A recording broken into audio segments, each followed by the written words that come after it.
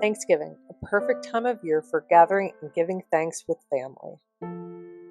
Often, the expectation is lots of Thanksgiving food favorites and some great family time. And for some, this is a reality, a lovely day with family, catching up with one another. But for others, the reality sets in of having Thanksgiving dinner with your family.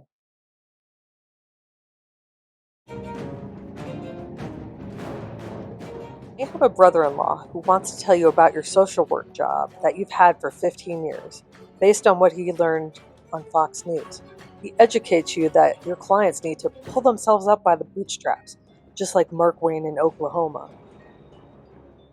You might have a sister who believes you're shutting the COVID vaccine, and come to think about it, every vaccine you've ever had. You might have to deal with the cousin who really feels that you should unleash your inner alpha male, and because that's what girls actually want. You might find yourself telling your uncle to chill out and enough with the grievance politics. You don't even understand why he's so angry. And don't forget all the people in your family who do their own research and want to tell you about it. Or now your father and brother are upset with you because when they asked you why don't Biden supporters wear Biden hats, you responded with, "We're not in a cult." And it might get to a point where you just want to scream loudly. Or you might just want to leave and go home because they've upset you so much. Because you can't deal with them and it's not even dinner yet. Just when you get to this point, just stop and take a breath. Regroup. Because this Thanksgiving, you're going to be prepared with a plan to deal with your family. You're going to keep calm because it's game on. First, determine your goal for the conversation. Do you want them to change their mind? Do you want to just shut them up? Do you want to avoid politics altogether? And honestly, this is likely the best way to deal with your family if you can help it. Keep in mind, it's also really hard to change another person's mind, especially over hot topic political issues, and especially at Thanksgiving. This often will just lead to more frustration and more arguing. Or are you just trying to keep the peace? For this, you're going to want to diffuse and pivot. This can mean that you agree to disagree for the evening, not talking about political issues, and agree to just enjoy a nice Thanksgiving meal together. It may be difficult to not engage, but if you choose this route, be mindful not to take any bait, not to lay any bait either. No politics means no politics. However, you may feel like you want to just shut your cousin up after hearing the 5th Joe Biden is old comment, or Aunt Karen who has made one too many comments on how all lives matter. In this case, you're going to want to pivot and attack. And of course, we mean verbally. Now, if you know ahead of time that there's likely going to be some sort of political banter, think about what the most likely topics that would be brought up and think of talking points that would help pivot away from the MAGA rhetoric and that also argue the issue in a way that's hard to argue against. I'll show you what I mean in just a minute. As I mentioned earlier, you're not going to change somebody's mind with one piece of information, especially if that someone is really deep into the MAGA culture. And as a side note, try to avoid a potential argument with a MAGA family member by giving lots of facts and figures. They're not likely going to listen to them or will find some way to justify them away with some crazy mental gymnastics. They're likely not going to listen to the facts and figures, even if Jesus Christ came down and told them himself.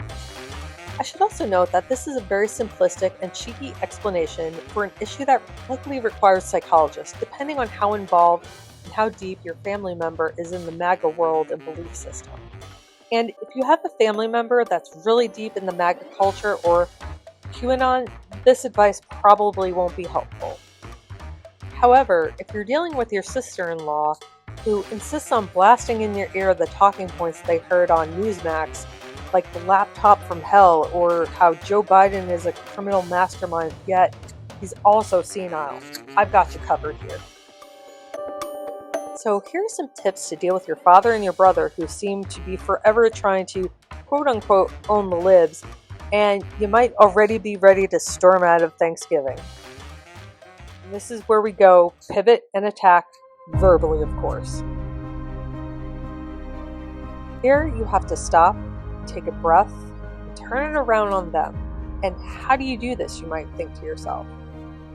Go on the attack. You turn their rhetoric around on them, not with talking points and stretched truths, but with facts they can't really argue against. MAGA supporters will usually expect you to be on the defense, trying to deny allegations about the left with facts and figures and authoritative sources of information. You'll be thrown off guard when you just fire back by turning the argument on them. So, what does this look like? For example, your angry uncle thinks that the EPA needs to go away because he heard talking points on Fox News saying that regulation stifles business.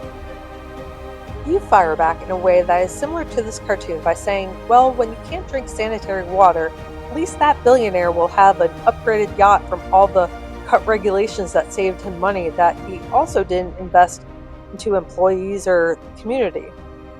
It's hard to argue against clean water. It's also hard to argue that billionaires' profits are more important than securing clean drinking water, the job that the EPA does.